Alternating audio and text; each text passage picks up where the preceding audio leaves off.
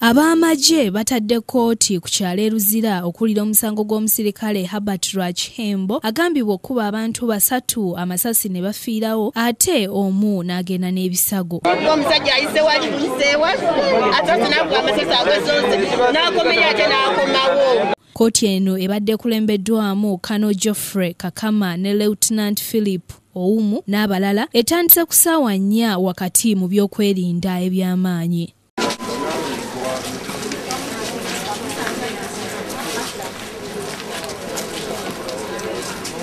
Omusirikale Rachembo bw'asomeddwa emisango asoose kutegeeza nti ennimi zonna ze babadde boogera okuli Oluzungu n'Oluswayiri tazitegeera ne bamufunira omutaputa era olumusomedde emisango gyonna n'agyegaana. Rachembo Herbert on the 10th day of December 2012 at about 19:45 hours at Kisenyi Zone 3, Luzira, in Nagawa Division of Kampala District, is merciful assault and lawfully caused the death of Mrs. Irene Namuyaba Nachiberamu using a firearm. Oluvannyuma puliida wa Rachembo Martin Muhumuza ebigenda maaso abiwakanyizza n'ategeeza nti ye tabitegeera n'olwekyo kkooti tesaanidde kugenda maaso kubanga taweebwanga fayiro nzijuvu zikwatagana ku muntu we gw'awolereza. Omusawo yakebera abafu kubanga mu mpaaba bagamba omufu yafa ssasi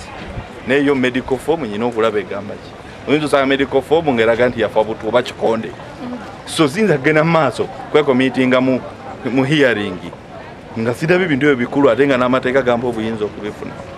Rachembo Herbert on the 10th day of December 2012 at about 19:45 hours at Kisenyi Zone 3, Luzira, in Nagawa Division, Kampala District, is merciful and lawfully caused the death of Mrs. Nasoro Zaina Narongo using a firearm to wit AK-47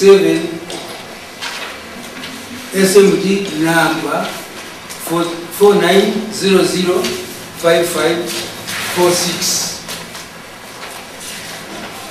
Yeekandaze n'afuluma kkooti olwo kkooti neeyimiriramu okusobola okugonjoola ensonga eno. Abantu ab'enjawulo ababadde bakuŋŋaanye okuwuliriza omusango boogeddeko n'abasasi baffe era ne batutegeeza bwe bati. Nti abantu nga bano omusango gwa gumumezze mu saaviisi agibwemu bamuvunaana okuba nti talina mpisa. Abakazi abo bajooga ne basusa ku bandikomye banange kyali kintuuseeko ng'oyo omusajja kyayina. Oyinza okuba nga oluusi omusajja oyo yali mutuufu kubanga yali aweereza sente zaali Somalia. Abantu bange betulabe bagenda e Somalia oluusi abakomeza mu buveera nga bafudde.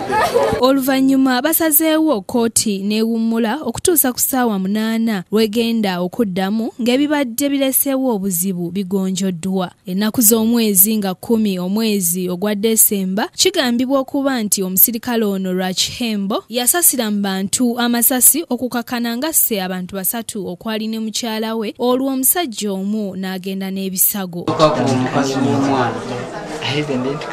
N'addamu n'akubiri okusatu n'alikuba nga wembadde mu kayumba ak'engoye.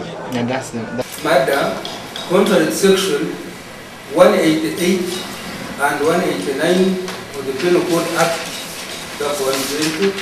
Joseph Innocent Senfuma Nakawunde Josephine ne Navuga Peace be bakusakidde eggulire lino ku Lwabukedde TV.